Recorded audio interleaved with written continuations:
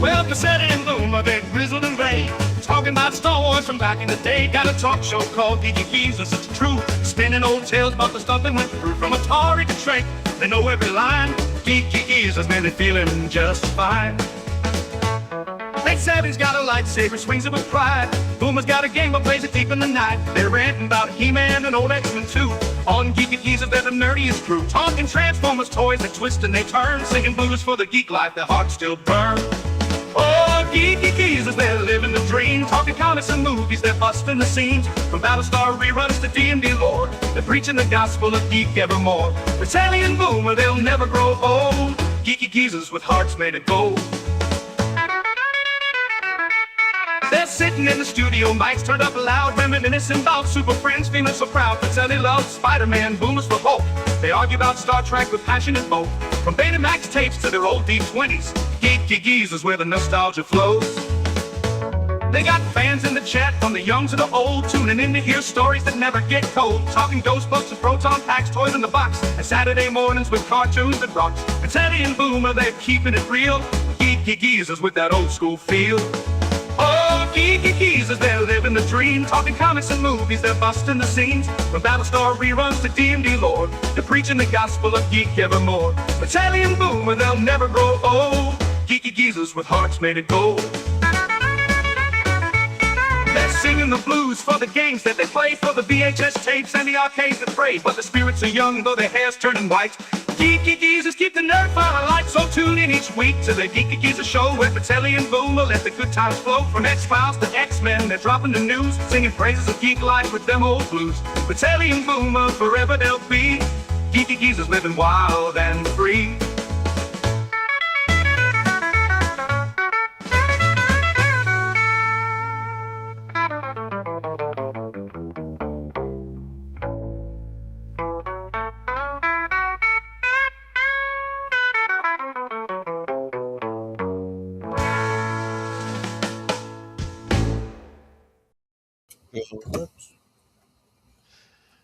Hi, everybody. Welcome to Geeky Geezers. I'm your host, Aged Boomer. This is my co-host, Pacelli. Hello, hello. And this is my other co-host, Netter of Netter's Network. Good evening. Otherwise known as the Geezette. Good evening, yes. Welcome, everybody, to the not Valentine's Day, day after Valentine's Day. By the way, how was Saturday the 14th, the movie? It was funny, although the ending was just beyond weird. I actually honestly got to the point where I wasn't understanding it. It felt like we don't know where to go from here, but the whole movie was actually pretty good. And it clocked in at an hour 15, so you can't beat it. I want the cleaning monster. Yeah, exactly right. It was a monster that cleaned your house. So what was happening was these monsters were getting out of a book that the kid found in the house. Right. And they were attacking people. They killed the next door policeman and somebody else, and they were terrorizing. But the only the kids were seeing them. Well, actually, one of the parents was bitten by a vampire. The other one was completely oblivious the whole time. And so so in order to be a part of that, the monsters were doing all kinds of stuff at night, raiding the refrigerator, and he'd come and he'd go, "Hey, what happened to the rest of my sandwich?" Stuff like that. Well, but all the messes were completely cleaned up to the point that everything was getting cleaned beyond the way they'd left it. So there was a monster going around cleaning everything, and Netter's like, well, that's not so bad. Yeah, you know what? If you want to clean my kitchen, you can have the leftover pizza. That sort of thing. Right? Yeah. But hello, my geezer friends. Hope you guys are having a great show night. Wishing everyone a wonderful weekend. Thank you, Big O. I do have tomorrow off because it is President's Day. Boom. There you go. I know this. We have a lot of stories where you're running over, but if you want to head over to reserve seats. Oh, wait a minute! I got to be there at 11 because I'm on with deleted scenes tonight. That's exactly right. Channel, yes. Welcome, Connie Cleary. Good to see you. And let me see here. Storyman Jack, welcome. Howdy, friends. Okay. Well, welcome, Storyman Jack. And let's see who else is here. Oh, Tired Midnight Blogger, welcome. JPRPH1, welcome. Dpensec, welcome. Did I miss anybody here? Netters Network, welcome. Okay. Let's see here. Real White Nation Gaming Clips, welcome. And Susan Eckstein. Yeah. Oh, okay. Yes, thank you. And welcome here, number 13. Let's get these things used. Fedora Mumbler logo. Okay. Yeah. So here we are. No worries. Take your time. I'm here for the full show. Just relax. We're going to end on time. I'm just messing with you. Anyway, that's my goal. If we miss anyway, so let's bring the presentation up because I have a good old days to talk about tonight. Hopefully you know this movie too, because we have some news later about this particular quote unquote franchise. Hollywood, not everything in your back catalog is a franchise with 6 seasons of movie and spin-off series. It just isn't. Sometimes a movie is just a movie. It's a one and done, and you don't have to keep pulling things out. You could just create something new, since it's what the writers want to do anyway, because they don't follow these. Let's move on. I'll get to that later. Moving on to The Burbs. Oh my gosh.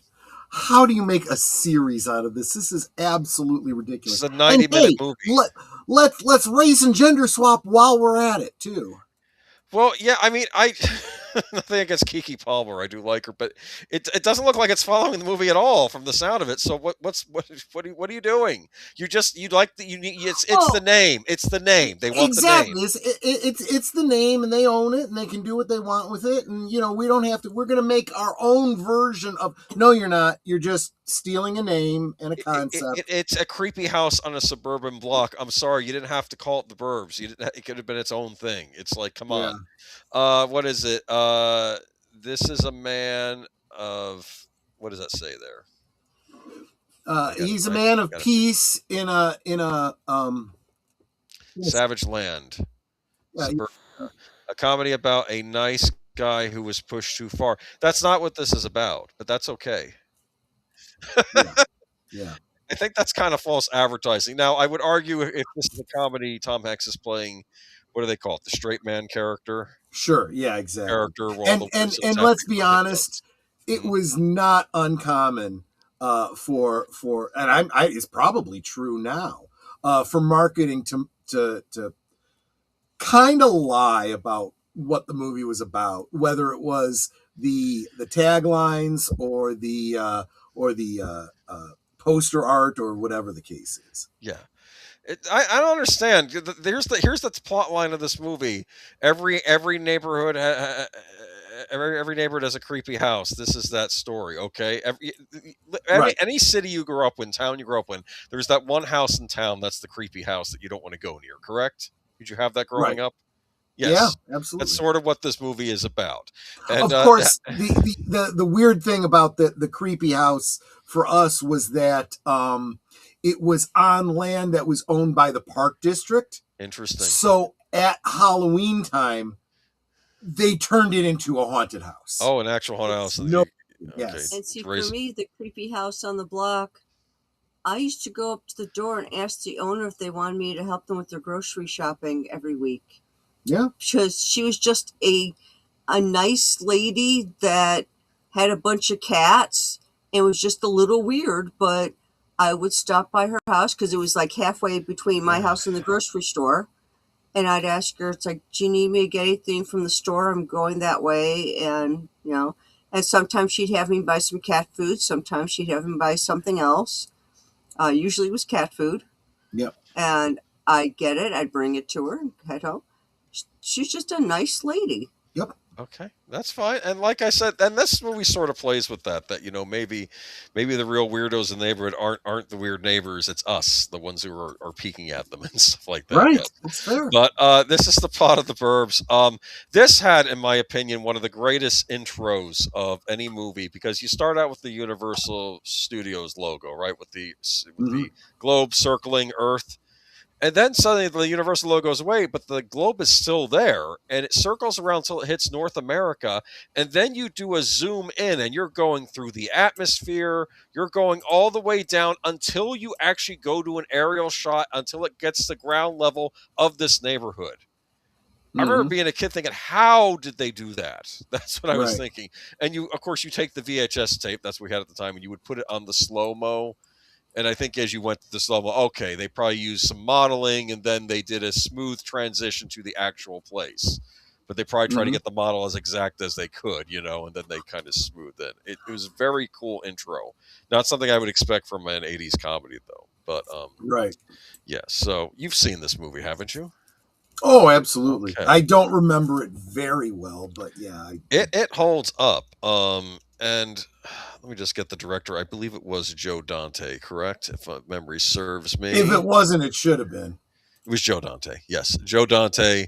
Very much has a horror vibe. Jerry Goldsmith did the score. We did watch this on Soundtracks of Birdman. I don't know that he was a fan of the movie, but he had the soundtrack. But this is Tom Hanks, and he plays what is it, Mark? Sorry, no, he plays. Sorry, not Mark. Ray Peterson in this movie, and he hears all this noise coming from the basement, like a transistor going off, right? And he goes over to investigate, and as soon as he steps one foot onto the property, the wind starts blowing at him, and like the leaves start circling around him, and he's it's like a warning, don't go there, right? Yeah. And then, of course, we get to the morning. So he's on summer vacation. That's when this movie is taking place. These are the different people of the neighborhood. There we have, look at that. We have a teenage at this point, Corey Feldman. Yeah. Kind of playing the burnout neighbor who's his parents left on vacation, leaving him stuck to paint the house while they're gone, you know. So he's goofing off. And let me see. And then you have Bruce Dern as the neighbor's last name's Mark. Yeah, he's Mark Rumsfeld, and he's like a war veteran, probably Vietnam War, and you know, I guess he's retired, but he's angry because, you know, the neighbor dog always poops on his lawn because he's trying to do that. And there's a scene in it where he goes, you know, that piece of scumbark and rat of yours has just taken his last stump of my lawn. He does it again. I'm going to go over there and staple his eyes shut. And then as soon as he says that, you see in the window the dog run up to the window and starts barking back at him. And he's like, I'll do it right now. And it's like, and his wife is trying to talk him down. And there's Art. That's Tom Hanks's neighbor. Ray's neighbor, and they're all suspicious about these neighbors called the Klopeks that moved in next door. Look at that. You see very suspicious looks in this movie. They're wondering what's going on. Except Corey Feldman, who's using all this for entertainment because they think it's funny. Let me see here, though. That's the neighbor with the dog. And if I'm not mistaken, that glove that he was wearing there, that makes him super strong, and then he can punch out, you know, interdimensional demons, right? Very funny, man. No, there's nothing supernatural in this movie. There's enough sinister stuff in here. But of course, actually, I don't know, though. There's always talk in this movie about how they're just thinking these neighbors are Satanists or something, right? They're like, you know, right. they're looking up books on black masses and mutilations and things, and they're like, there's a scene in the movie where there's a wonderful scene where, you know, Ray is like, no, they're normal. Leave them alone. They just like to keep to themselves. But of course, then stuff happens during the movie that keeps making him increasingly suspicious. Like, yeah, by the way, yeah, there's one scene in it where one of the guys finally comes out of the house, you know, to get the mail. And, you know, Art is telling Ray, go over and why don't you say hi to him? You know, it says, well, you know, he's busy. He's not busy. Go say hi to him. He's your neighbor. Well, he's your neighbor too. Yeah, but I live one over. You know, you're right next door. And they arguing. And then he goes back in the house, and then he starts saying, "You look like a chicken in front of your son." And then like, okay, screw it. And then they all both went up there, and they both rang the doorbell. Well, first he knocks on the door, right? And then as soon as he knocks on the door, the address is 966, and then the 9 kind of flips over to 6, so now it's 666 on the thing, and then I think they keep knocking on the door, and then like I think something falls, and a bee's nest, a bee encroachment inside the house starts attacking. They get attacked by bees, and it's like this, like bad stuff just keeps happening to them in this movie. But Yeah, I don't know. The actor to the left, I forget his name. He reminds me of a John Candy style actor. Like I almost feel this part might have even been written for John Candy the way it was. Oh yeah, I Yeah, get it. Sure, sure. yeah, because he's always talking about wanting to eat food and stuff. And of course, this is a scene in the movie where the three of them are kind of spying as that young man comes out of the house and he drives the car from the garage to the end of the driveway, lifts out this huge garbage bag, like he's carrying it like there's a lot of stuff in there, and they sticks it in the can. It's too big for the can, and then he starts whacking the bag with a stick until it finally goes down, and then he puts the can over, and then Ray is like, I've never seen that before. I've never seen someone drive a bag of garbage down to the driveway and then whack the hell out of it with a stick. I've never seen that before. And you're thinking maybe there's a body in there, right? And it's Yep. I don't know. I don't know. But anyway, I don't know. It was a fun movie. That's when they One find a. Go ahead. I was just looking at the IMDb, and yeah, not only is this Joe Dante, but the Joe Dante standby Dick Miller does appear in the movie as well as in the role of the garbage man. That's right. He is in this. Yes, and I hate to say this. I think Robert Picardo is the other garbage man in it too. Yes, he is. I'd rather not Yes. talk too much about him. I understand. Harry Gibson, of course. Anyone who remembers, well, just about anything from the 70s that was funny, he was in. Is he the one that plays one of the neighbors? Doctor? He plays Dr. Klopek. The Yeah. doctor, the doctor, as they say, yes. And of course, this is a scene where the dog was digging up near the edge of his fence, and it digs up this, and it's a femur. And he says, Yeah. "Well, so what? It's a femur. A femur is a human thigh bone, Ray." Yeah. Like where did? I don't know. It's just a lot of fun. There's Ruben. That's another one of the Klopeks. The Carrie Fisher plays Ray's wife in this, and she's Yep. like, "Look, you guys are acting like schoolboys. You're ridiculous. Just go over there. Let's introduce ourselves, and we'll just put all this to bed." And they have a nice little dinner. Of course, there's still suspicion. They think that their neighbor, the guy with the dog, disappeared, and they're thinking that maybe the Klopeks had something to do with it. And I don't know. It's just a lot of fun. There's Carrie Fisher right there. See? Yep. Nice sundress. I don't know. I enjoy this movie a lot. I remember renting it from the video store right before I think I started the 7th grade. I remember that. This was back in '89. And it kind of felt like, in many respects, like one of the last childhood summers I fondly remember, because then you start middle school and everything kind of sucks, So Yeah. I just remember renting this movie, and I rented it toward the end of the summer. And I think, guys, it's one of the few VHS tapes I rented where I actually watched the thing twice after I had it out. I liked it that much. I was like, wow, this is really cool.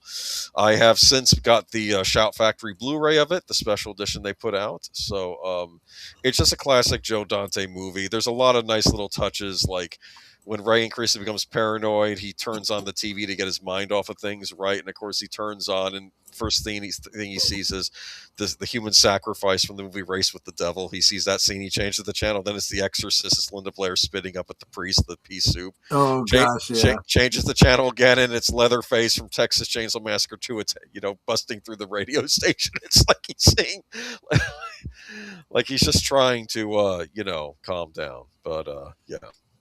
Yeah. And well, that's it though. Yeah, they decide that when the Klopeks go out for dinner, they're going to go investigate inside the house. And there's a wonderful line in this movie that I never understood before until I watched it this time around. I was watching where Carrie Fisher says, "Look, we're going to go talk to them before someone falls off a roof or sets themselves on fire." And I'm thinking, she's read the script, because that's what happens later in the movie. Someone falls off a roof and a house gets blown up. I don't think it completely set on fire, but they get some smoke damage. Okay, and just it's a lot of fun. I recommend rewatching it. Actually, it's just a great classic '80s comedy with kind of a dark sense of humor to it. I guess I might call it a horror comedy, but anyway. I also watched Romance of the Stone last night. Did you remember that movie? I do remember that one. You Yeah. probably could have covered that, but oh well. Anyway, that's it for good old days tonight. Netta, have you ever seen The Burbs? Yeah. Okay. I also remember it being rather disturbing. Yeah.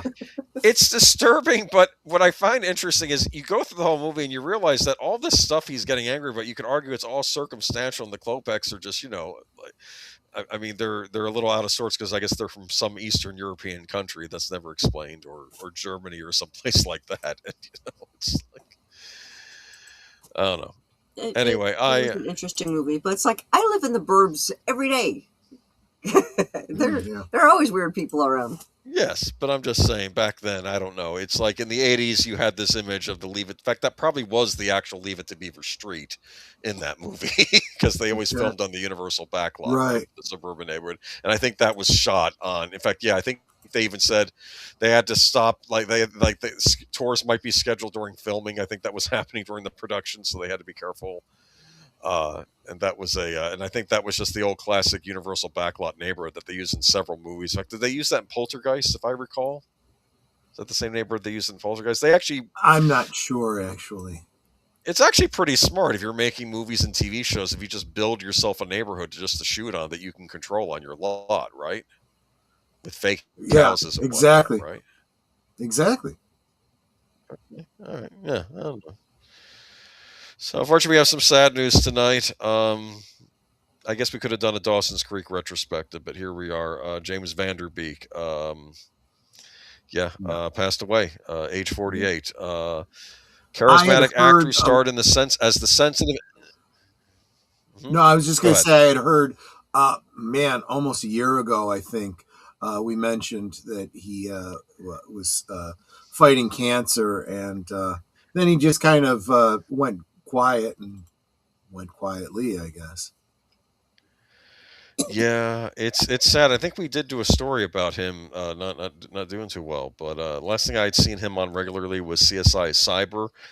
That was the CSI spin-off show that was about them dealing with cyber criminals. Do you understand? It only lasted 2 seasons. Patricia Arquette was actually the lead on that show. But yeah, James Van Der Beek, the charismatic actor who starred as the sensitive and insecure Dawson Leary in the WB teen melodrama Dawson's Creek, lost his battle with colorectal cancer on Wednesday. He was 48. Our beloved James Van Der Beek passed peacefully this morning. His wife, Kimberly Van Der Beek, said in a statement, he met his final days with courage, faith, and grace. There is much to share regarding his wishes, love for humanity, and the sacredness of time. Those days will come. For now, we ask for peaceful privacy as we grieve our loving husband, father, son, brother, and friend. Father of 6 kids, Van Der Beek announced in November 2024 that he had been privately dealing with this diagnosis. It was stage 3 since August 2023. During 2 summer hiatuses from his hit series, Van Der Beek starred as principal Texas high school quarterback Jonathan Moxon in the Brian Robbins Helm Varsity Blues. Do you remember that? Yeah, I do. Yes. And as the hedonistic Sean Bateman in Brady Easton Ellis's adaptation of The Rules of Attraction, written and directed by Roger Avery. It's funny, Roger Avery was on Joe Rogan recently talking about current Star Trek. His words were kind. Anyway, back to Van Der Beek, though. The Good Nature Connecticut which probably would put him at odds with most of the people that have ever appeared in Star Trek, with the exception of maybe William Shatner. Yes, I guess so.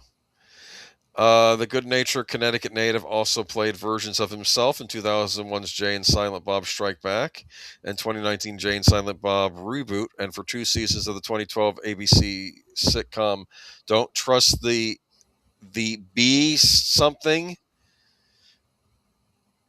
Should I say biatch in Apartment 23? Okay, where he had... I mean, it's your dream. You can say whatever you want. You know? He had the self-assurance to portray an actor in decline. It's funny how James Van Der Beek would actually play as himself. And the idea was in Jay and Silent Bob Strikes Back was that the comic book versions of those characters, of course, were Bluntman and Chronic. And they were doing a movie version where they cast James Van Der Beek and Jason Mewes as those characters. And, of course, they were going there to stop the movie or something from being made. It was kind of an in-joke about Hollywood gets adaptations wrong of comic books back then. Back when we were allowed to say, people just understood that. Yeah. Van Der Beek had been directed by Edward Albee on a New York stage and had played a bully in the coming-of-age film Angus, 1995, when he was hired as a Steven Spielberg wannabe on Dawson's Creek, created by Kevin Williamson for Columbia TriStar Television. He was 20, portraying a 15-year-old. Set in the fictional town of Cape Side, Massachusetts, the show premiered as a mid-season replacement on January 20th, 1998, and ran for 6 seasons. The first 4 are set in Cape Side High, freshmen through seniors. through May 14th, 2003, Vanderbeek appeared on every one of the 128 episodes, as did Katie Holmes as Dawson's best friend and love interest Joey Potter, with Joshua Mhm. Jackson as another pal Pacey Witter, and Michelle Williams as next-door neighbor Jen Yep. Lidley, a transplanted New Yorker. They grew up together on the show. These characters speak very honestly about everything that 15-year-olds are waking up and dealing with every day: relationships, the opposite sex, parents, school, dreams, and aspirations, he said during a 1998 appearance on Live with Regis and Kathy Lee. That's a flashback, isn't it? Oh yeah. Okay. Show was widely popular with younger viewers, girls in particular. Throughout the run, there was will they or won't they dynamics surrounding Dawson and Joey. In the end, it turns out Joey and Pacey who got together, and that's okay. I always thought it should have been Dawson and Jen, but apparently she got pregnant by a guy who dumped her, and then she died in childbirth, according to the finale. That's another thing. Anyway, There you go. did you ever watch Dawson's Creek? I did. Not super avidly, but yeah, I did watch it. I finally had to give up. I was hoping there was a thing introduced in season 2 that I thought would have spiced up the show. Like, I think it was going to be, was it Jen's, like a potential Jen's half sister that was a femme fatale foil for Dawson or something, and I think that was going on in season 2, and then they just dropped it, and I was like, oh, well, this could have gotten interesting, but oh well. But look, rest in peace, James Vanderbeek. I do feel terrible for him and his family, and we do have another story connected to this. You and I often talk about how we always think these Hollywood actors are rich and wealthy, right? Well, not necessarily, right? One James thing that I've Vanderbeek, pointed out best is friends lost. Yeah, go ahead. one of the things that I've pointed out many times is that the job that actors do and why they're oftentimes going on strike is because they don't have the kinds of employment law in place that the average 9 to 5 type worker has. So they don't get like mandatory health care and I mean, there are certain things their unions have agreed to. Otherwise, the whole industry is going to shut down. But for the most part, they are considered to be contractors, independent contractors, and they've got to have their own insurance or plan or whatever. And some are better than others. And if you are, moderately wealthy, you have a decent amount of money from years of working and celebrity appearances and stuff like that, and you have a catastrophic illness, you can go through your savings, like nothing, Yeah. And it's awful to hear this, because of course he's got a family he left behind too, 6 kids. I mean, this is just terrible. But apparently his friends launched a GoFundMe to financially support his wife and kids after the actor died Wednesday, 48. He'd been diagnosed with colorectal cancer in 2023, which a fundraiser said put significant financial strain on the family. By Wednesday evening, donations crossed the 1 million mark. And I know I often attack Hollywood celebrities and actors and people in Hollywood, but a lot of them did come through and help donate to this fund. So I will tip my hat to that. Even Spielberg, he gave 25,000. So that's, I mean, that's a good thing. So yeah. In the wake of this loss, though, Kimberly and the children are facing an uncertain future. The GoFundMe page reads: the cost of James' medical care and extended fight against cancer left the family out of funds. They are working hard to stay in their home to ensure the children can continue their education and maintain some stability during this incredibly difficult time. The support of friends, family, and the wider community will make a world of difference as they navigate the road ahead. Page also explains that all donations will be used to cover essential living expenses, pay bills, and support children's education. Within 2 hours of its creation, the fundraiser had already raised more than $200,000. Okay, so look, I wish that family. I actually saw an updated article that said they had actually been able to collect over 2 million, but I don't know how much of that they actually get, how much their debt currently is, and like you said, 6 kids. So it sounds like a lot of money, but it may not be that much. I mean, it's a lot, and I know hopefully the family still gets residuals from things like Dawson's Creek, but sure, I don't know. I feel like he should have had a wider career as well too. He did all right, but yeah, like I said, I did watch him on CSI Cyber, which was kind of interesting. It was one of the few shows that portrayed an adult having a family in sport, but he still liked to play video games in his spare time, and it wasn't considered weird or nerdy. They just let him do it on shows, so I thought that was Right. interesting. Of course, that got canceled after 2 seasons, and then CSI went on its hiatus until we got Vegas, and now that's been canceled. So, oh well. I miss CSI. What can I tell you? Yeah. Okay. Moving on, though. Rest in peace, Dawson Leary, aka James Vanderbeek. Oh, went too far. It's an anniversary. Yep. Exciting. I guess. I mean, it's your thing, not so much mine. Yeah, it is my thing because there was This is the one with the wall chicken, right?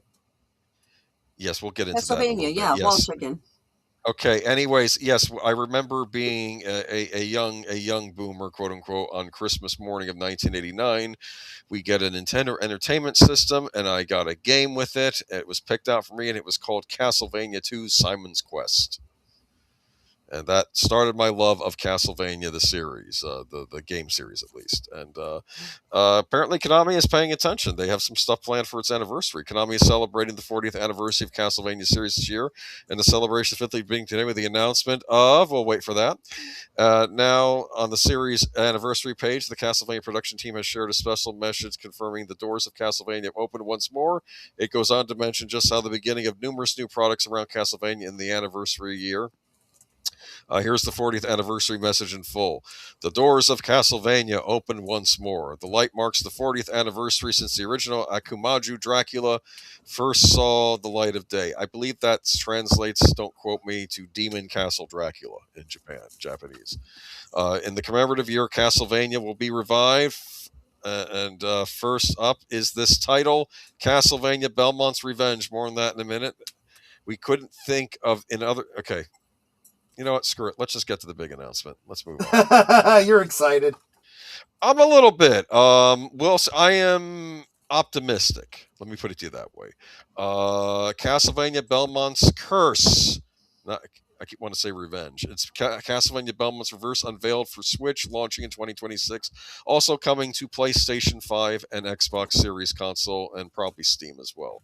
As part of the Castlevania 40th anniversary celebration, Konami announced Castlevania Belmont's Curse during the latest PlayStation State of Play broadcast. Evil Empire Motion Twin, known for Dead Cells and the Rogue Prince of Persia, are helping out with the development of the title, and it will be launching for multiple platforms, including the Switch in 2026. This 2D action exploration title will be set 23 years after Castlevania Dracula's Curse and follows the journey of Trevor Belmont's successor, which takes place in Paris in 1499. Of course, you'll also be armed with the legendary Holy Whip, the vampire killer, to deal with all sorts of beasts. Here are some more details via the official PlayStation blog about the game's weapons and abilities, as well as the new art style. Weapons and abilities, that's right. The series' iconic whip returns and is more important than ever. Crack your whip to move around freely like a trapeze artist and master its mechanics to get creative and pounce on your prey like a wolf in fast-paced combat. However, the whip is not the only tool at your disposal. There will be more weapons and abilities for you to master in today's reveal. You can see our hero use the sword, which is easy to use and offers solid attack power. There will be more weapons and abilities revealed in the future. You will need to strategically plan your next move in combat and make full use of the tools to stand a chance to save the city from the brink of destruction. You're saving Paris. True to the roots of the series, you will encounter colorful characters and powerful foes, stumble upon many secret chambers, dig up numerous hidden items. Yes, certain walls can be broken to reveal health-restoring meat items. It actually, in fact, they just made it look like a roast chicken in this game. I saw it in the preview. And whip your way through challenging areas. As example, did you spot the familiar zombie enemy in the trailer? They appear early in the game, and while they move slowly, making them easy to defeat, they can become troublesome in large numbers. In some other Konami news today, the company announced its anniversary celebration for Castlevania were just beginning, and also revealed a second Metal Gear Solid Master Collection for the Switch and Switch 2. So yeah, Konami had a lot of announcements recently. Castlevania spawned a million things. And this new game is coming out. Now, they're really keeping it under wraps. Who are you playing as? Because the trailer shows the King of France, someone from the King of France saying, we're sending a letter to you, Trevor Belmont. We need your help in our hour of need, basically, because we think that Castlevania, basically the castle of Count Dracula, is now orbiting Paris, which is interesting. So, but it looks like you're playing as a young woman, and I'm wondering, is this Trevor Belmont's daughter? Is this someone else? People were commenting how she looks a lot like Sonia Belmont, which was a Castlevania character that was decided a while back to not be canonical. But maybe this is their way of trying to bring her back in a different form. So I don't know. I'm very curious and optimistic about this. I was a big fan of the Igavania games. Iga, of course, left Konami to work on his own stuff, so I think maybe handing it to the Dead Cells people might be the best bet we have. Dead Cells was an indie game, and a while back, Konami allowed them to make an expansion for it that was based around Castlevania. They must have liked what they did enough that they're now giving them the reins to make a new Castlevania game. And it's even coming out for the Nintendo Switch, and I do own a Nintendo Switch, so as long as it runs well in it, I might be picking this up. So there we go. How about yourself? Well, have I ever played? I don't think I've ever played the game. I've watched footage of it. I've never actually seen it. Well, the thing is, I mean, I think too with this, it might also serve as an entry point for people who've never played one before too. So if you wanted to start with this one, because in a way they are kind of breathing new life into this series, and I'm kind of curious. Castlevania 3: Dracula's Curse is my favorite NES game, so I'm kind of curious that this is. What are my thoughts on the Netflix Castlevania series? Geek Flag, man, don't get me started. It's okay.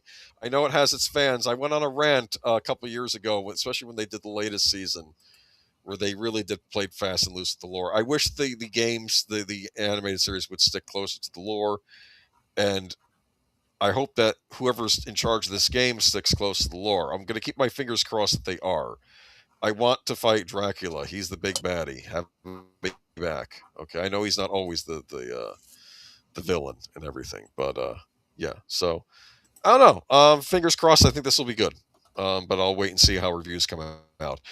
Oddly enough, there was no Switch 2 version announced, which people thought was puzzling. Why is this coming out on Switch 1 and not Switch 2? I'm not complaining because I don't plan on getting a Switch 2, and I'd rather just get it on something I own, because otherwise I can't play it. I can go out and buy the PlayStation 5 copy, but I don't have a PlayStation 5, so it's like, all right, as long as they don't go the way of Lords of Ash. Don't bring up Lords of Shadow. That's another screw up. Oh, no. I wouldn't touch Lords of Shadow, and I know there were people who defended it when it came out. Castlevania Lords of Shadow, that was the other reboot they did of this series, and I'm not a fan. No, this looks like to be a full-on continuation of the original series. It looks like it takes place after Castlevania 3. It's set 23 years later after Castlevania 3. I assume Trevor Belmont is the middle age. I wonder if you'll get to play as him and this character in the game. Maybe he'll be like an unlockable and you can go through the game again as him, because this character looks to be very fast, whereas typically in these Castlevania games, the male Belmonts move rather slowly. It's all that muscle they have on them, It makes you move slowly, right? So maybe they'll give you another chance to play as Trevor Belmont. But fingers crossed. I like I said, I'm optimistic. This looks promising. So yeah, vampires. Yes,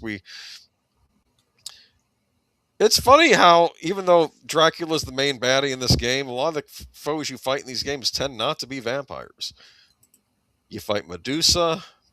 You fight Frankenstein monster, you fight mummies, you fight you fight all sorts of things in these games. Anyway, and it's going to have wall chicken, so y'all should be happy, right? So anyway. All right, but let's say you want to get a PS5 to play this game on. You have some options now, and if you live in England. Oh boy. Because why own a console when you can lease it? Sony-led program. Well, because there's going to come a time when you can't own anything. Just saying. Sony-led program offers PS5 rentals in the United Kingdom across 12, 24, or 36-month leases.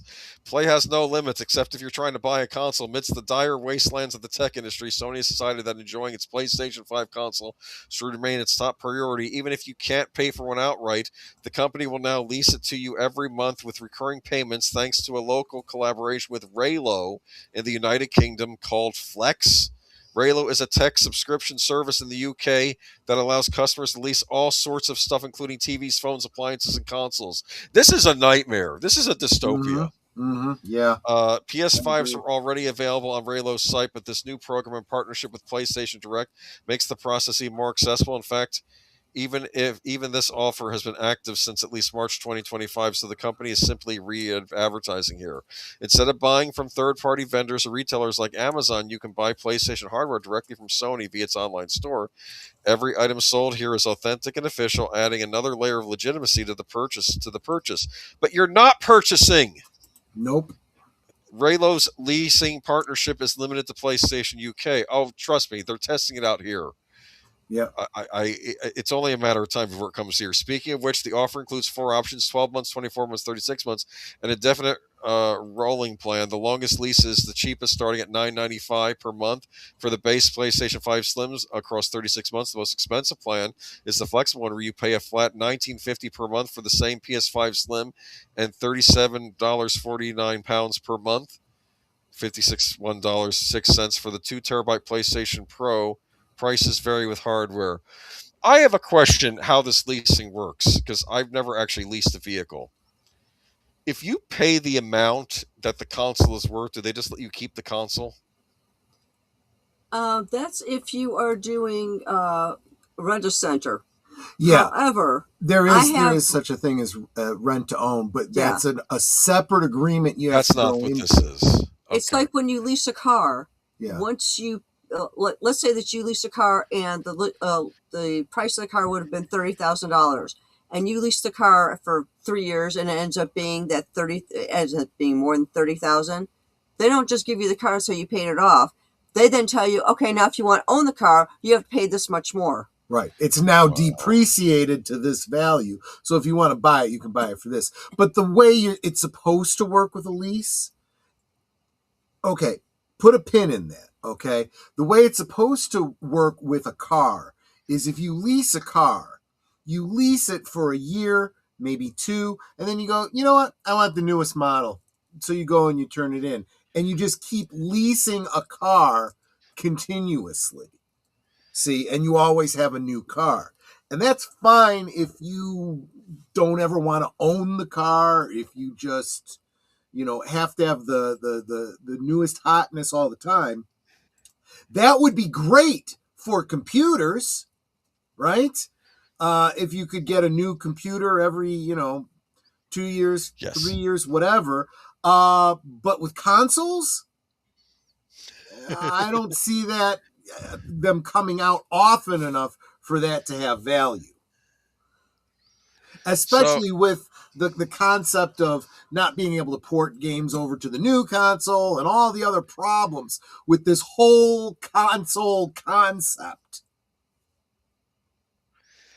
All right, so I need to explain to you the whole console concept as it worked back in the old days, all right? Right. The purpose of game consoles back in the old days, kids would go out and they'd ask their parents for a Nintendo because, frankly, they couldn't afford a high-end computer to play games on. And then the game companies, they would tend to tailor games for those consoles, and they would make unique experiences just for those consoles. There wasn't a lot of crossover between PC and Nintendo, except for the weird time we got King's Quest V on the NES. That's a topic for another time. Why did they port that to the NES? I saw what that looked like on PC. The graphics were not quite up to par on the NES. The game was the same, so I got to beat it. So that was kind of fun. But anyway, though, but the point is, though, the whole point of consoles is they're supposed to be able to be affordable. And I think they've forgotten this. Now they're treating these like you're buying a sports car. This is not a forward moving. How can I put this? There's no momentum here if they want to go down this route. I don't. I mean, the idea is it's supposed to be cheaper than playing games on PC, and I know they might argue, well, gaming on PC is going to become more expensive with all the RAM and all the else. But yeah, but again, though, this is not. In general, this is not becoming an affordable hobby anymore. So people just won't bother. I think. I mean, what's the point of leasing a game console? I don't understand this, and I'm terrified that I'm saying this now, and then 5 years from now it'll be the norm. People are like, well, what does it matter? I own nothing and I'm happy. It's like I'm worried. But are you happy? I'm worried. The only convenience I could see to leasing a game console is if, like, you're a weekend dad and you don't want to own one because your kids only play it like once a month or however often they come over. It's like, so you lease it so that you can, or rent it. So it's like, my kids are coming over this weekend. I'm going to rent the console for them. Okay, they want to play this particular type console. Yes. I'm going to get this one for the weekend, bring it back, on the Monday. Next time they come, I can maybe get a different console. That's the only upside I could see to it, which isn't for everybody. Well, and to be fair, in the old days, like when Blockbuster was still a thing, you could go and rent a game console for a weekend. Like they did offer that. And I just don't understand, though. I feel like I'm living in this weird alternate time period, because I remember when the PlayStation 3 came out, and I forgot what they were charging. Were they charging $400 or $500 for it? And the customer said, no, we're not paying that. And Sony suffered for a number of years, and then they redesigned it and called it the PlayStation 3 Slim, and then they were able to sell for $299.99, and then people started buying them. And I even bought one because I wanted to play that Batman Arkham Asylum game, but I was not going to pay $500 for a console, or even that. I'm like, there's certain, and I know we have inflation, but still, this is just getting prohibitively expensive, to the point now where the solution is to lease. And no, I think everything's just becoming too expensive these days. But this is a want, not a need. So pick up playing cards. I don't know. According to my kids, I was a bad mom because I wouldn't buy them the newest and latest consoles for gameplay. Oh, it's like, dude, you're gonna play this for a couple of months, maybe. You're gonna get bored with it, and then this thing that I spent all this money on is just gonna sit here gathering dust. No, I'm not buying one. So it's like, apparently I was a bad mom because I wouldn't buy them this. I was watching. They say that to you? Okay, oh yeah. I'm sorry. It's like, how come you're not? Our friends have this and that. It's like, I don't have $500-600 or however much it costs to just blow on a game or a gaming console that you're going to be bored with in a couple of months. I mean, they showed it with because we had an. I have a question though. Didn't they? Why did they just get a part-time job or something and just save up for it on their own? Because they were like 14 and 15 at the time. Well, okay. You could still get a job mowing lawns and delivering papers. Maybe you can't do that now, but I know back in the day. I mean, or get a paper. I mean, that's what I did with the Super Nintendo. I was not expecting my parents to get me one because they got us the NES that was shared, and then they got me a TurboGrafx 16, and I'm like, I can't ask them to get on their console, even if it's as a birthday present. So I scrimped and saved my allowance money, and I did save up for one. It took me a few months, but I got there. And I was able to buy it because you learn responsibility. You learn that I have to. Exactly. These things aren't cheap. I remember. And like I said, sometimes I got burned on the things I would save up my allowance for. I'll go into that with the. In fact, we'll go into this if we have Michael back on, how we got things as children. We could talk about that. Remember renting a Sega because we all had the SNES. Well, that's the thing. I was lucky because my older brother had a Genesis and I got a Super Nintendo because we weren't going to buy the same console as the other person, and that we would just play each other's games. So that's why I know both of those consoles pretty well. Had all sorts of fun with the godson bawling about his PlayStation in the woods. Then we could teach him fishing. Well, okay, I don't know what that means. That's kind of funny though. Anyway, though, do you think this is going to become a thing, leasing game consoles, though, that people are going to go for this? I think this might be a test bed. They're going to see how this goes. Can people just say no? Go ahead. Sorry. Well, I don't know. Can they? I mean, I question whether people can say no. It's like heroin addicts when it comes to some of this stuff. These people lining up to pay twice as much as they did previously for just a handful of these consoles, on Black Friday or whatever. It's like, you people are idiots, honestly. It actually got better when they did online. That's how I got my Nintendo Switch. I got it during a Black Friday sale, which, of course, that was a funny experience. Did I ever tell you this experience? Best Buy, Nintendo Switch on sale that comes with Mario Kart for $2.99, right? You get it with the Mario Kart bundle. And I'm like, it's going to be a Black Friday sale. And I said, that means Sunday, a Black Friday week. And then I'm like, oh, and by Sunday, we really mean 11 p.m. the night before or something. That's when it rolled out. I was paying attention. Because if you didn't, you wouldn't get the deal, Yeah. Well, some positive news, though. If you have one of the consoles or a PC, you get to play John Wick. Well, I like the fact that you said or PC, because that's the only way I would be playing this. It's fine. I have nothing against PC. Except for my own personal use. But anyway, Keanu Reeves confirmed to star a new John Wick game from Saber Interactive. Saber Interactive has announced a new John Wick game featuring the voice and likeness of Keanu Reeves, as well as PlayStation 5. The game will be coming to PC and Xbox Series XS. I guess no Switch version. Okay. Though an official title as well as any sense of launch date are currently unknown. Creating collaboration with Saber Lionsgate and franchise director Chad Stahelski, the new untitled John Wick game will feature an original script set in the John Wick timeline and expanding on the franchise's intricate lore with familiar characters fans already know, as well as completely new ones. Saber's design will be faithful to the unique style and signature elements of series, including a distinct gung fu combat system, jaw-dropping camera. Is that what they call it in John Wick? Gun fu? Gun fu is a generic term for a specialized gunfighting. It's also in Fallout 4 too. I expect it's in John Woo movies as well. Yes, okay. I wouldn't be surprised. Yeah. Okay, and Keanu Reeves will be playing the role of John Wick himself. I'm actually shocked they haven't done a big deal John Wick game yet. That seems obvious. Oh, Xbox does something similar to finance to own the Xbox Series X. Well, this is why I'm playing on last-gen consoles still. In fact, once the Nintendo Switch ceases to be manufactured, the original Nintendo Switch, I think I will officially be a full-on retro gamer because nothing I own will be currently produced. So, Janet Sim says you look beautiful tonight, Netters. Thank you. Okay.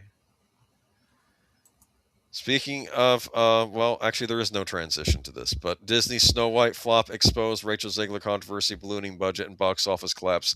Cost studio $170 million. We went briefly into this on Friday, remember? Yes, we did. You should go check that out because I think it was a really, really good stream. Yes. That was where we were doing the State of the Culture War, because frankly, we've been doing this for years now, and I'm like, where are we? And honestly, this whole Snow White thing, it went on for so long.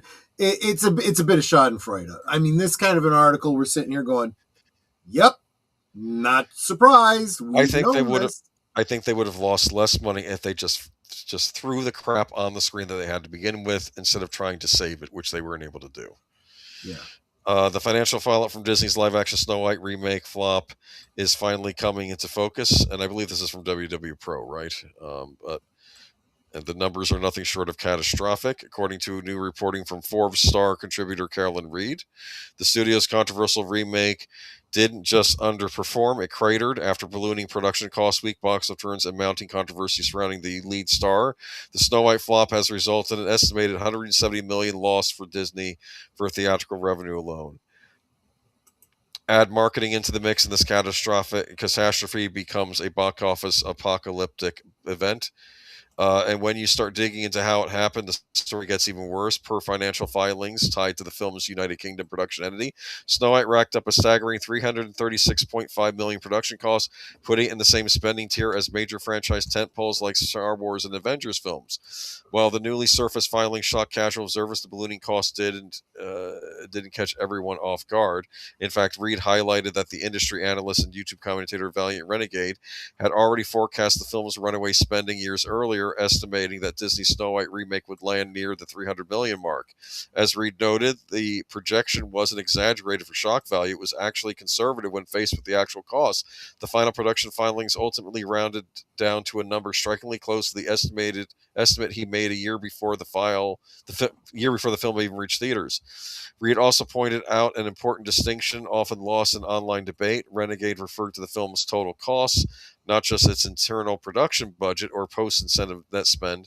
That nuance matters, especially on a project plagued by setbacks. Problems started for Snow White long before the movie even hit theaters. The production was plagued by setbacks, including a destructive set fire during filming at Timewood Studios and extensive reshoots that drove costs even higher.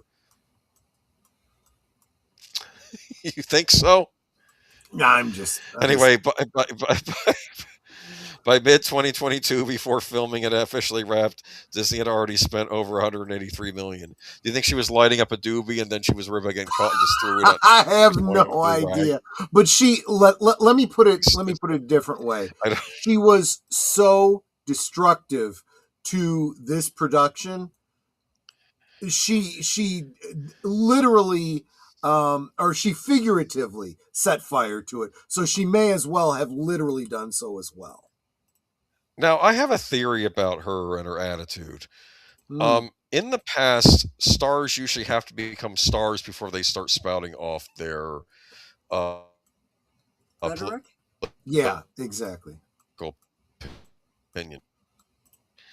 The trouble with Rachel Zegler was she wasn't yet a star, so I'm wondering what was it. But didn't she get her start on social media, like as a YouTube star? In fact, something like that. I don't know. Yes, and that could very well have contributed to it. You know, some of these young, naive people get an overbloated sense of self because of social media. But yes, that's what I think might have happened here, because it didn't make any sense for her to be doing this. That's where it might have started, but it goes farther than that. I think that she fell for the hype train that Hollywood decided to hitch to her. And she started to believe her own PR, which we could all see objectively was bullcrap. And it came back to bite her. You know, they she used left to that say, match before they even started filming. Yep. Yeah, exactly. They used to say that back in older, more golden era of Hollywood, the talents representation used to say never believe your own hype, you know, and I don't think anyone is telling these kids that anymore. They're just all she wasn't even a big YouTuber. She sent an audition video to Steven Spielberg and he played yeah, I know she was cast.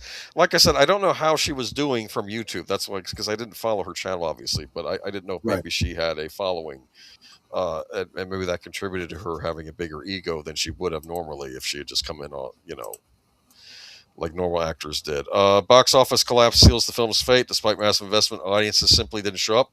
Live action remake opened to about 87.3 million globally, already below studio projection. That places among the lowest grossing. I got to interrupt you real quick here, Boomer. You're having some really bad rubber banding in your voice. You got the robot. Sorry. Going.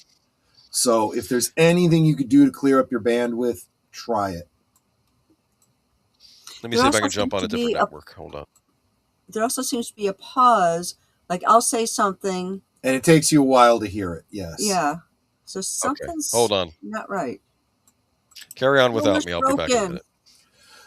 Okay. I'm going to do a restart. Okay. I'll do a hard restart. Okay. That makes perfect sense. Do you want to continue with this? I'm going to do that. Yes, I will. Thank you. So I just want to take a look at the chat here. Did we say hi to Zootopia earlier? Hi, Zootopia. And Jamie Lynn is back. Welcome. So good to see you. Always happy to see you around. Yeah, I'm way back on the chats because I was kind of following along on the article up to this point. And I want to say hi to Hoot Owl. Is that Hoot Owl? Welcome. Yes, those are O's. I typed it out. There you go. Let's see. I just want to make sure I say hi to everyone who's here. Did you say hi to Nate? I was just about to. I was literally taking a breath to say hello to Geek Flag with Nate Knows. And now we are caught up. DEI gutted sensible business strategies through all ranks of entertainment. Yeah. And again, you always have to wonder how much these so-called useful idiots are actually aware of their role in what they are doing. You know, if anyone knows how a color revolution works, Mao's Great Leap Forward and all this kind of stuff, Alinsky's rules for radicals and so forth. You look at someone who's literally trying to undermine everything about this country and the culture, and you wonder, are you a useful idiot because you just believe what people tell you? Your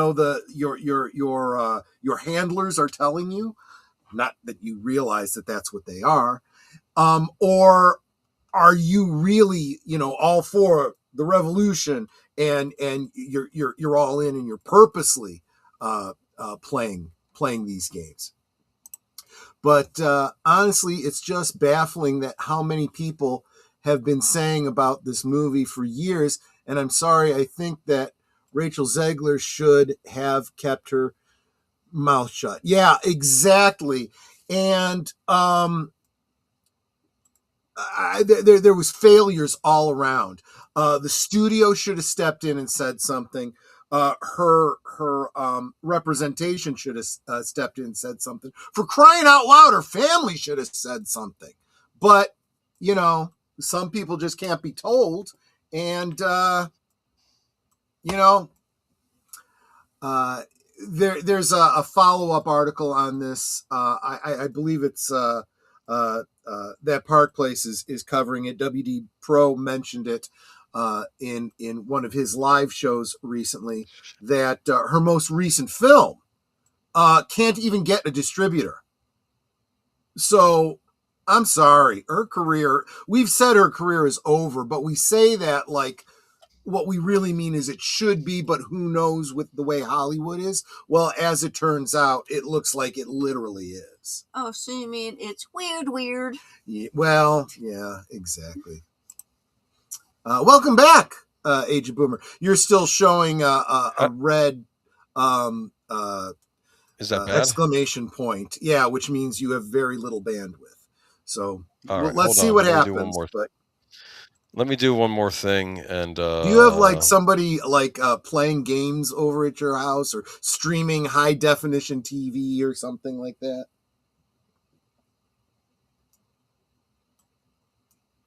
Playing games. And second, Hollywood tends to agree. Oh, I should just bring these up when I read them, right?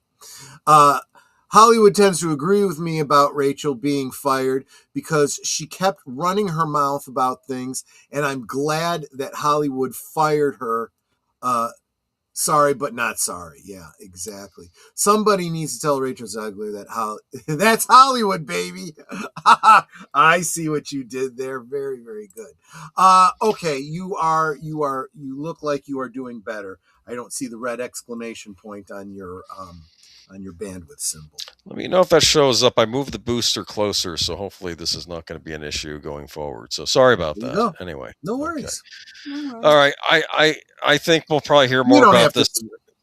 I was just going to say we don't have to spend more time on her. She's already gotten more than enough attention. Her 15 minutes of fame is definitely over. The Burbs. Oh, yeah. Remember that movie?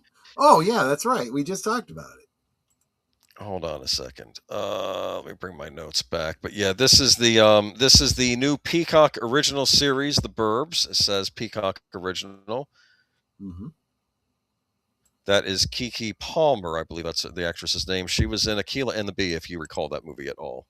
I do from not. back in the day. Not at all. Mm-mm. It's that she's a spelling bee contestant in Okay. that movie. Was she a Lawrence good Fishburne's her. speller? Yes, but then she's going up against the best spellers in the Oh, I see. country. Apparently, there's a televised event. And but here we go. The Burbs creator Celeste Huey shares how Dead to Me influenced the reviving of a classic comedy for the modern age, and it's no easy feat. Okay, hold on.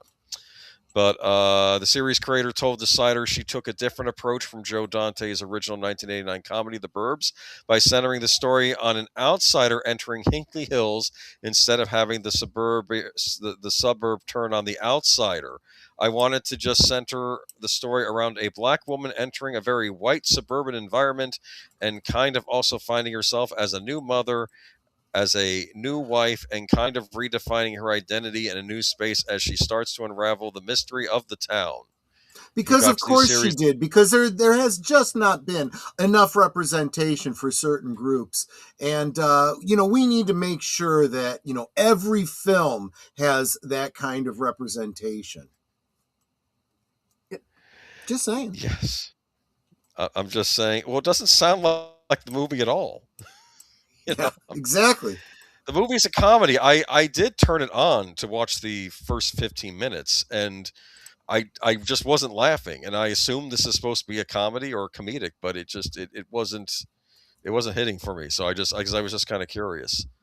Starring the girl who tried to get Bill Murray canceled. Is that right? I didn't know that. Is that this lead actress, or is that somebody else? I didn't know about that. So that's not good. But Peacock's new series, The Burbs, spins the murder mystery on its head. Yes. Kiki Palmer also says Samira, a new mom who moves with her husband back into childhood home in Hinkley Hills, where she quickly notices there's something amiss with the house next door. Her suspicion worsens when a creepy neighbor buys it and moves in, bringing a decades-old missing persons case back to light after it was seemingly swept under the rug. This sounds nothing like the movie. That's the only reason I bring it up. And I guess I bring the story up as to why does this exist? Exactly. Well, probably because somebody's watching it, because they've got to support, I don't know, this person's view of representation. I heard a rumor years ago they were going to make a series out of The Burbs. It was going to be an anthology series about a weird suburb and be the weird goings on in every house. That might have been interesting. See, that sounds like it would have actually been cool. Yeah. If you're gonna change a premise, really change it in an interesting way. Yeah. So they're going and making Get Out and slapping The Burbs on it. I guess I don't know.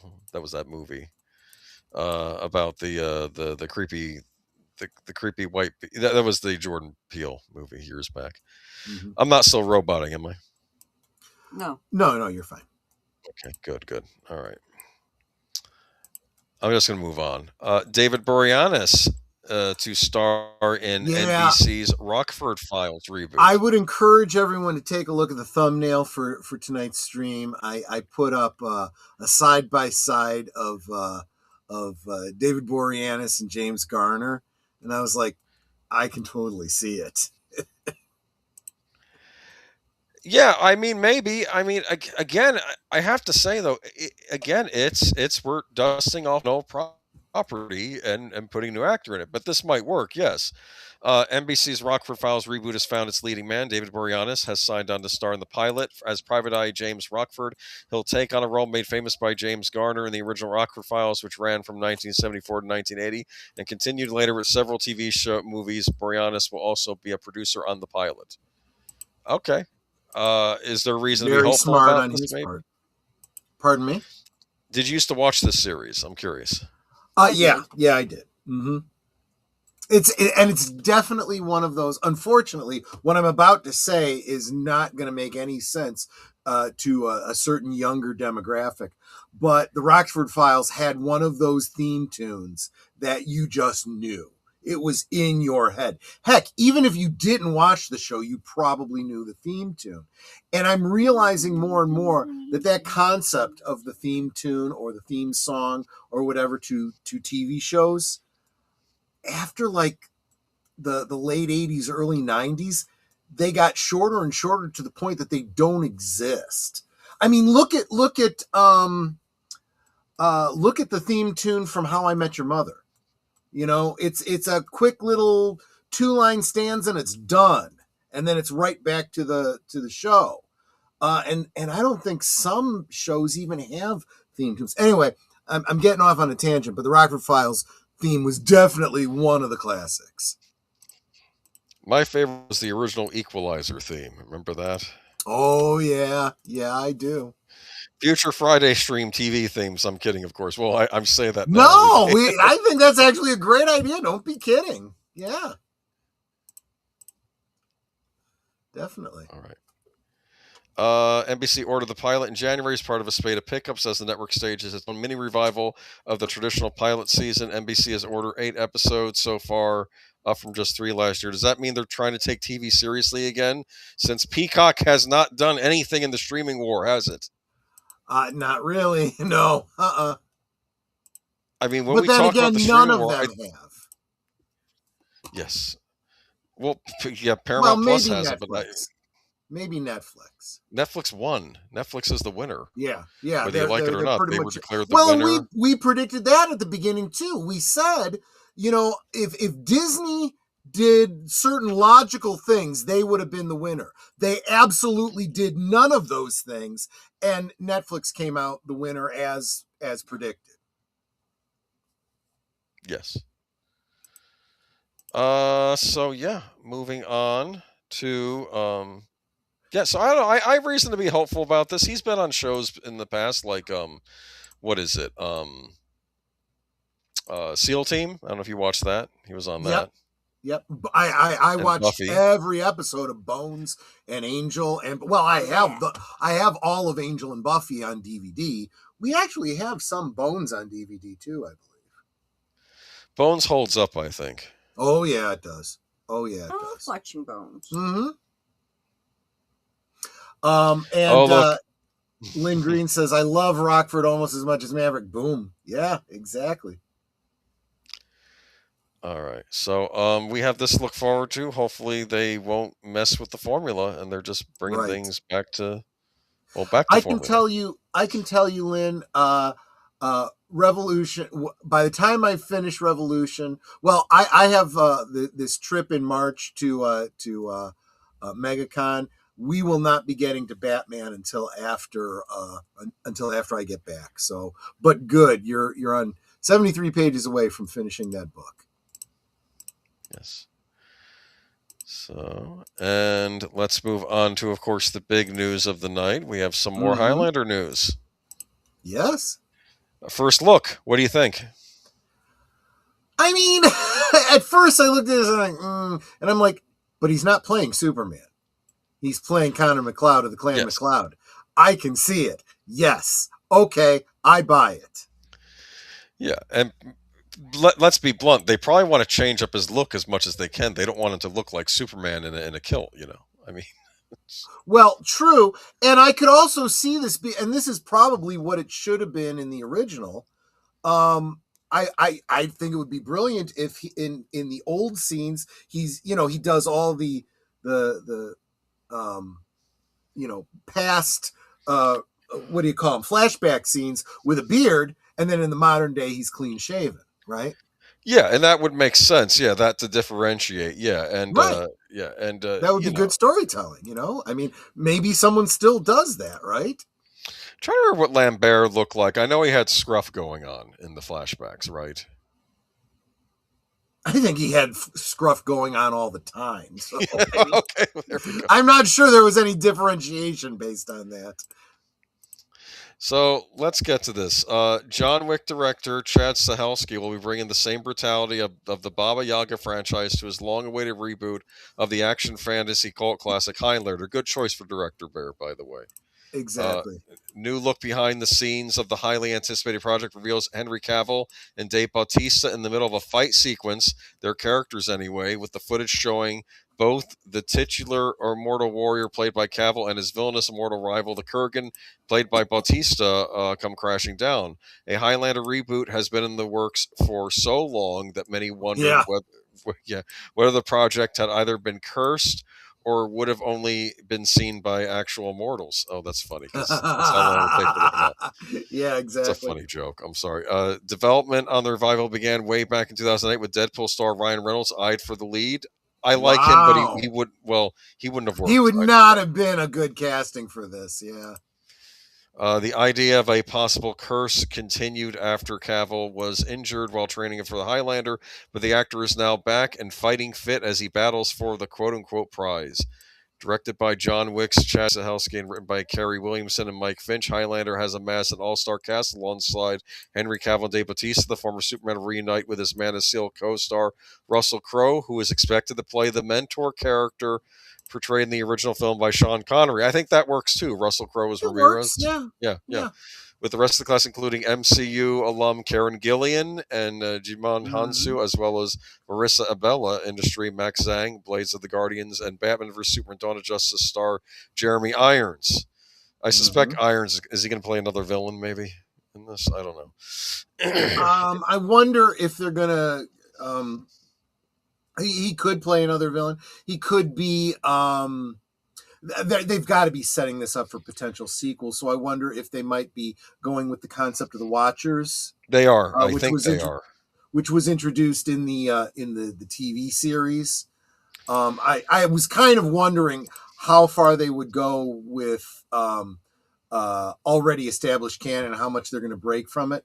Look, I've said this before, and it may not be a popular opinion, but I do feel there are some things they need to keep, and there are some things they absolutely should change. Let me see. The latest footage comes amid Highlander, all of which reveal our best look yet at Henry Cavill's Connor McLeod and Dave Bautista as the Kurgan, who appears to have become a priest in this new take of the franchise. This new revealed look at Highlander clearly demonstrates that, much like the exploits of Keanu Reeves' dog-loving assassins, director Chad Stahelski will once again demonstrate the visceral wonders of stunts performed by professionals and well-choreographed fight sequences involving much practical work as possible. It could be he's just in disguise of a priest, but that would be interesting. Maybe he got a god complex or something, right? Because he's immortal. Interesting. Yeah. I don't know. Yeah. Highlander does not yet have a release date, but will be released by Amazon MGM Studios, with plot details haven't been officially revealed. Reboot expected to follow a similar plot to the 86 original, which centers on swordsman Connor McLeod as he discovers he is one of a number of immortal warriors. After living somewhat peacefully for several centuries, McLeod settles in New York City and is soon dragged back on the battlefield when his greatest enemy returns to kill him. A leaked synopsis seemingly confirms this, while also hinting that the reboot will add details from Highlander the series. Centuries after his first death on a Scottish battlefield, immortal warrior Connor McLeod lives quietly in the modern world, haunted by loss and the endless cycle of violence among his kind. When the ruthless immortal Kurgan resurfaces, backed by a secret organization bent on unlocking the secret of eternal life, Connor is forced back into the game. So, is this the Watchers? Yep. Could they be supporting the Kurgan because they want him to be the last one so they can figure out what the secret of eternal life is or something? They're probably trying to study this stuff. I would, if they're smart about it, they should be more subtle than that. They should say that there's different factions that have different, intentions. Well, I talked last week about the Millennial Group in Millennium. Maybe someday Ramirez will actually be Egyptian. Well, sure. They can get what's his name? The one from what? God, what's his name? I don't know. The Mummy? The guy who played in the Book of Eli. Oh yeah. Who was that actor? Not Denzel Washington. No, that was Denzel Washington. But yeah, he would actually be good too, because all Egyptians were black, right? Right? All Egyptians were black Africans, right? I remembered, and I think this is probably more accurate. I think that what's his name, John Rice Davies was doing a thing on Egypt, and I think he finally broke down and said, "Look, they were probably a multicultural society, whereas you probably had different groups traversing through there." Yeah. Which Oh no, probably makes sense. Yes. that would absolutely be true. But Yes. just like Rome, I know. they were multicultural, but who was in charge? Who was in charge? Yes. I not agree with you there. Yes. Right? Yes. In fact, I think by the time we get to Cleopatra, though, she was of Greek descent because or Macedonian, right? She was Alexander the Great's people, right? Because I guess they had taken over Egypt at some point, and they were the ones in charge for a bit. But that's very, very contentious with the Afrocentrists out there. Well, it was also contentious with the Egyptian government, so there. Yeah. But I don't know. I think this has the chance to be one of the better reboots coming out here. I suspect the director probably has a passion for the property. I've been hearing a lot of right people. For the role. Yeah. I've been hearing a lot of people referring to this as John Wick with swords. I'm like, yeah. There's something to be said for that, you know. But I want, not to say that the fighting in John Wick isn't elegant, but I want to see elegant swordplay in this movie. I want to see. I agree, absolutely. I want actual like sword fighters training these actors and how to do official. This is what we want to see. But one thing that I thought was really interesting in John Wick is that hotel that they would go to, and the lore behind all of that. They had the rule that you don't fight anybody in this hotel. You do, you're out. And they didn't give a second chance. There's another that you just made another parallel to Highlander. You don't fight on holy ground. That's one of the rules. Well, when that chick started trying to kill John Wick at the hotel, they later took her out and killed her. Mm-hmm. Because it's like, no, you were fighting in the hotel. We broke our rules.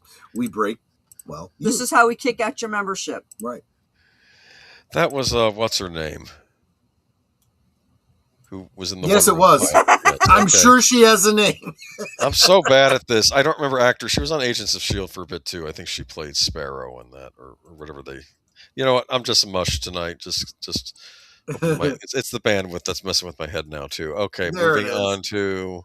I think everyone knows now that Age of Boomer is an AI. So. Yeah. How would you know? Except you actually met me in person, so I guess you had that, and you will again. He's secretly dating Sophia. Exactly. So we all know who's secretly dating Sophia. It's AI Nate. I can't even yell at Nate because it was AI Nate that's dating her. So it's like this. All right. Anyway, moving on to Motion Picture Association denounces Tom Cruise versus Brad Pitt AI fight. Kind of a preview for Friday. Don't tell me this is our last story. Anyway, let's get into this. This gives you a break before you have to be on another stream. So that's true. But Hollywood's worst nightmare may have just arrived, and it came in the form of an AI-generated rooftop brawl between the two of the biggest movie stars on the planet. I did watch this. It was sent on X. I remember that. I sent you the link to that. Remember? Yeah. And I'm not going to say it was 100% convincing, but it was getting close. A viral AI video depicting Tom Cruise fighting Brad Pitt has sent shockwaves to the film industry, triggering the alarm bells from the powerful Motion Picture Association and raising new fears about the future of studio filmmaking. The clip was generated using Seedance 2.0, a new AI video model launched by Chinese tech giant ByteDance, the parent company of TikTok. And according to industry insiders, the AI represents a massive leap forward, particularly in areas where that once exposed AI's weaknesses, such as combat choreography, physics, interaction, and cinematic realism. In short, the tech just crossed the line Hollywood hoped would take years longer to reach. The MPA issues a blistering warning. The Motion Picture Association did not mince words in its response to the viral clip and the broader rollout of Seedance 2.0. In a statement, the organization warned that the platform is already operating at a scale that threatens copyright protections across the entertainment industry. In a single day, the Chinese AI service Seedance 2.0 is engaged in unauthorized use of U.S. copyright works on a massive scale. Yeah, that and it basically stole the souls of two of your biggest stars.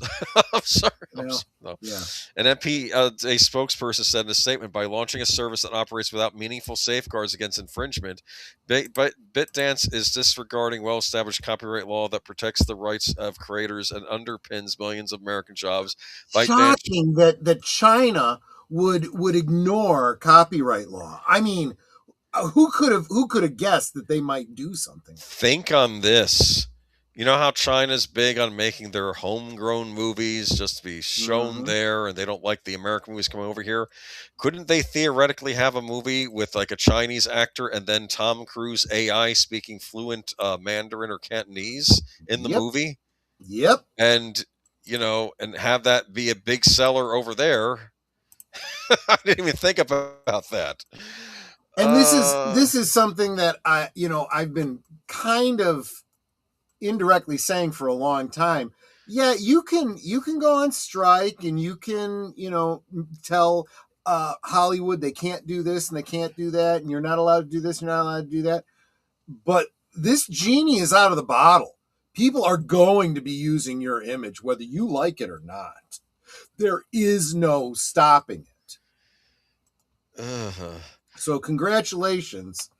You know what? I think this message might send to Hollywood. I don't think they're going to go with it, but maybe you've gotten us so used to looking at computer animation for effects and other things on your screens that now this stuff is becoming passable. And maybe if they hadn't started going whole hog on that, I don't know. That's an excellent point.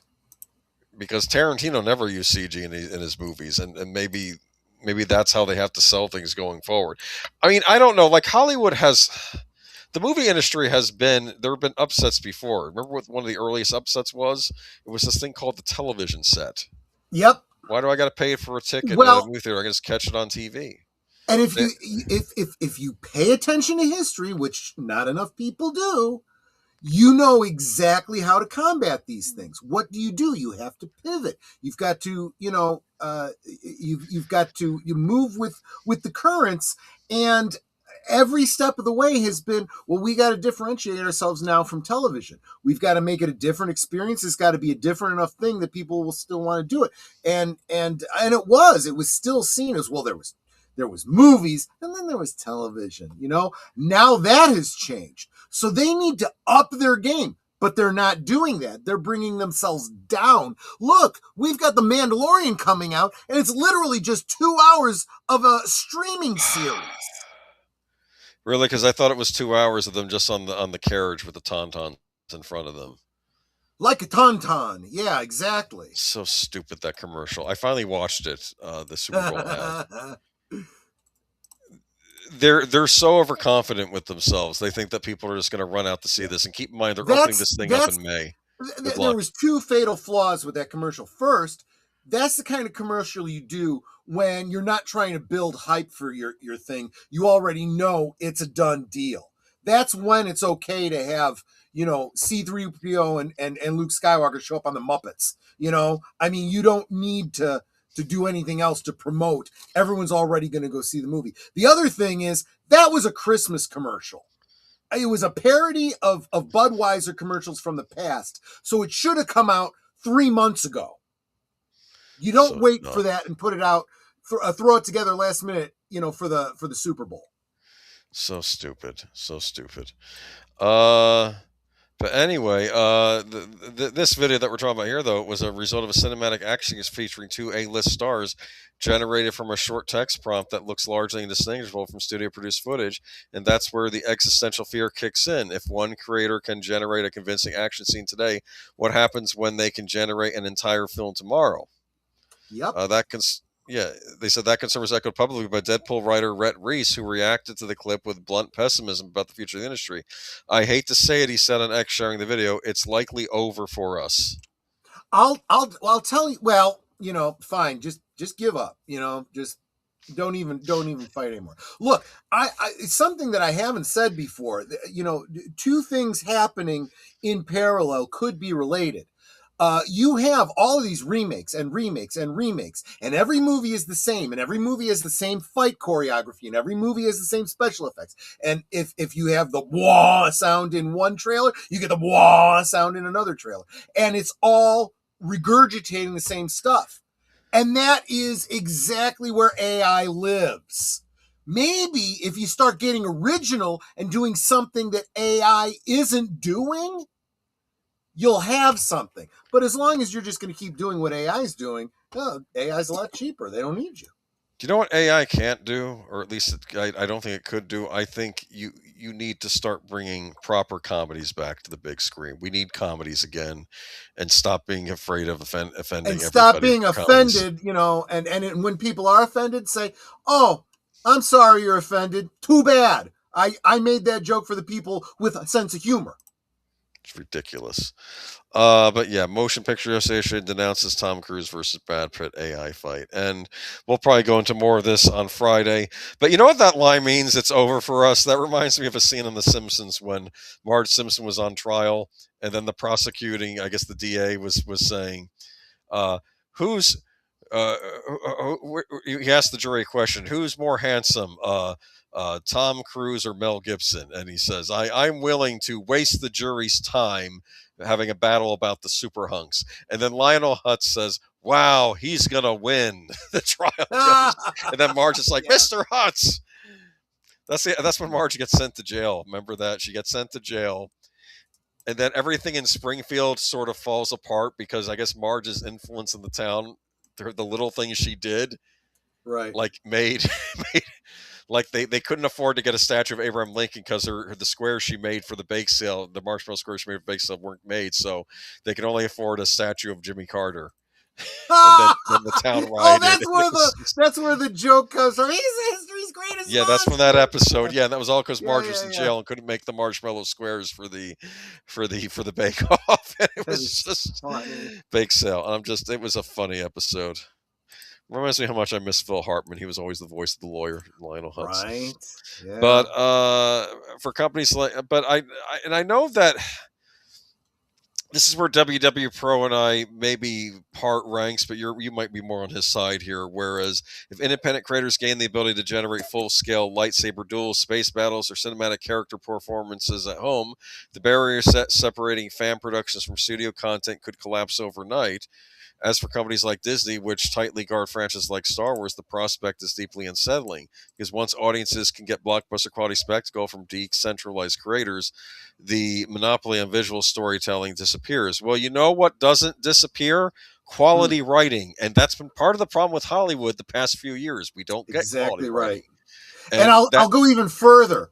They've got a lot of freaking nerve being, concerned that AI is going to steal their lightsaber choreography when they're literally stealing lightsaber choreography from fan films.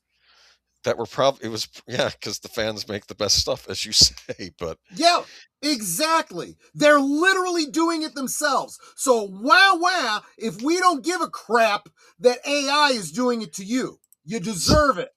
Say what you want about George Lucas, but I had a feeling instead of stealing the lightsaber choreography, he might have ended up wanting to adapt. He probably would have hired the people that made the fan film for Lucasfilm. Right. Exactly. And said, look, we like what you've done. This was the brilliance. I mean, there's a lot of brilliance about George Lucas. And I'm critical of George Lucas, so am I, but he does some things right, yes. But he was great about the whole fan film thing. He would reach out and say, look, you can't make money off it. You can't do this. You can't do that. And then Lucasfilm starts this whole fan film award thing, and really worked with the fans on stuff like that. That did not continue under Disney. Not at all. They use choreography, maybe not for the Acolyte. But no, the Star Wars prequels, say what you, even if you didn't like them, the lightsaber choreography, those fight scenes was brilliant. They went all out with those fight scenes. They really did. Yeah.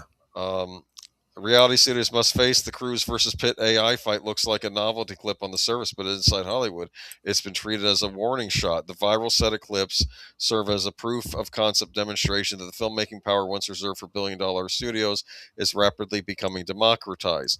Like I said, it's about writing. Just good writing, hire good writers, and that'll be the big test, because that's the one thing you can't really replicate with AI, I think. You could probably replicate modern writing with AI, no problem. Yeah. I don't know though. But like I said, well, we're going to get into this Friday. We're going to have a bunch of AI stories. Well, possibly. I may have a special. Oh, that's right. guest I this forgot Friday. you mentioned. I'm sorry. Yeah. My apologies. Go ahead. So I may have a special guest this Friday. So we may be changing up what the topic is going to be this Friday. I'll let you know probably within the next 24 to 48 hours, for sure. But yeah, if not, then the following week we're going to be giving you our update on AI. Yeah. Right. We had talked about this in me. Sorry, it slipped my mind. But yeah, Mhm. it'll be a great stream though if we get this guest though. So like I said, but we will be. I'm sure there'll be more talk about this. There'll be updates on this in the weeks to come. Because if you think this is the last clip made using this thing, you're on. No. And here's the other very, very important thing. As I said to Storyman Jack at the beginning of the stream, in the chat, not but it's just like anything else. It's just a tool, and you use the right tool for the right job. And unfortunately, some of these so-called creatives tend to overuse tools. We've seen that with CG, right, where everything is CG. But the best stuff is an excellent combination of CG and AI, right? You don't have to look any farther than the Fallout TV series or the original Jurassic Park to find great blending together of practical and AI. A lot more practical than you realize, and you realize this could be. This is augmentative to CG, is this AI, and I'm sorry, I think I just in the past couple sentences switched AI and CG, and I'm using them interchangeably. You almost could, but the important point is that yes, you can get realistic, very quick, very high resolution imagery of whoever your stars are that you've cast. I mean, everyone goes to the worst extreme, right? They always go to, they're going to completely replace all actors with this. And yes, that is entirely a possibility if you don't make yourself so valuable you can't be replaced. But in the shorter term, this is a movie-making tool that can and should be used. You should not completely vilify it. Right? That's, all I'm getting. Yes. At, so. All right, I'll please take a leave breath. James I'll calm Vanderbeek down. alone. Yeah, exactly. Some of these creators are tools, says Lynn Green. That's kind of funny. Well, yeah, I was thinking that as I was saying it, actually. But yeah, Lynn Green and I do kind of tend to be simpatico on a lot of topics, yes. Geek Flag, no one's saying this. Hold on. Go in there. He's saying it's a tool and you use it well, all right? Yeah. You're saying that And in fact, he's done some things to help me out with my channel. And his knowledge of it is way better than mine. He does some things that are just great, and I'm able to take some of his stuff and even bump it up a little bit more with editing and so forth. Again, right tool for the right job, and usually it's not just one tool; it's multiple tools. I was talking to Boomer behind the scenes about a clip that's going around from the Neverending Story. Someone used AI to alter the scene of Atreyu trying to pull the, what was his name, Swiftwind or whatever, the horse in the that tragic scene.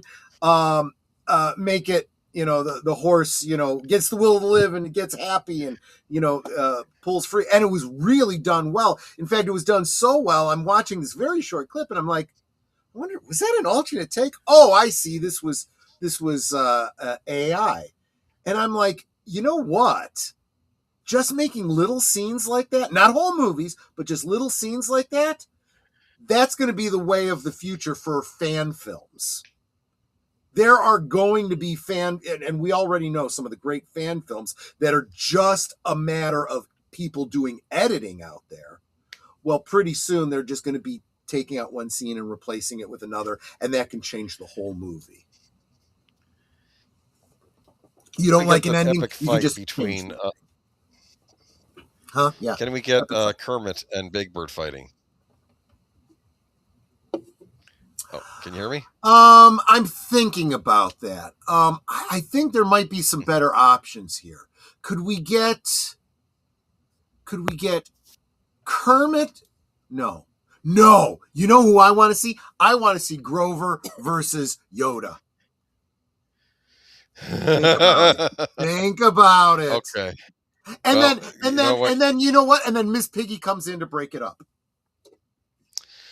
That would be funny. Yeah, I Yep. could see Yoda messing with one of his things and him going off, exploding off in a wrong direction or something, right? Yep. Oh, look at this. He just saw a short AI film on Twitter. Batman, Captain America. Whoops, sorry, I didn't mean to. It's all right. I brought up the wrong one. It's all right. Batman, Captain America, Superman, and Thor fighting. Okay. And Batman beat them all because he's Batman. I saw a couple that were not good AI, but they had good moments in them. It was a diner scene of Adam West, Christopher Reeve, and Linda Carter as their characters coming together, just to have dinner together. And it was a good story idea. They looked great, but the talking and the acting was very robot, Yeah. And then I saw them do. We've seen the fan edit of the 1980s MCU with Nicholas Hammond Spider-Man and Lou Ferrigno as the Hulk and all that. And someone did it with using AI. And again, it was good, but inconsistent. So, I think fans are really doing some great stuff out there. In fact, was it you that sent it to me? Somebody tagged me on X just before we went live. It was, the meme of Anakin and Padme that's been going around forever, where he says something and she goes, "Oh, well, you mean such and such." And then he just looks at her and she goes, "You mean such and such, right?" Well, now they've done it where they just use AI so that it's an actual clip with their voices and not just a 4-panel, static image. And I'm like, brilliant. That is just brilliant. And I wouldn't be surprised if they don't start, just like there's a meme, you can go and make your own meme from famous meme pictures. They're going to have, you can make your own meme with AI the same way. It's going to happen, I'm sure. Okay. It won't be quite the same, though. Sometimes limitations make you more creative. Yes, exactly. All right. Anyway. So, okay. Anyway, so I guess we should wrap it up. We should wrap it up because we were going to try to give you some time so that you can go get yourself a bite to eat and hit the restroom before you have to be on in 15 minutes. Now it's 15 minutes, so you don't have that much time. If you stay where you're at on this on my channel, I will be forwarding you over to deleted scenes. What's it called? Reserved seats, where his the seat is reserved tonight for this guy, Aged Boomer. And yes, I will Netter be on might there. also be setting it up on her channel. I already did. Okay, there you go. And so if you're on either of our channels, we will be forwarding you. And if you wanted to be forwarded by Aged Boomer himself, the host of this show, I'm also maybe you simulcasting guys too, should be subscribing to Aged Boomer so that he can get monetized, so that he can then forward you to other streams. He is criminally undersubbed, and please make sure you are subscribed to Aged Boomer. Gotcha. Okay. And then after, maybe you come back to my channel after Reserved Seats for the first part of the Marco Polo arc reconstruction of Doctor Who from 1963. Do they play Marco Polo in this episode? Marco Polo.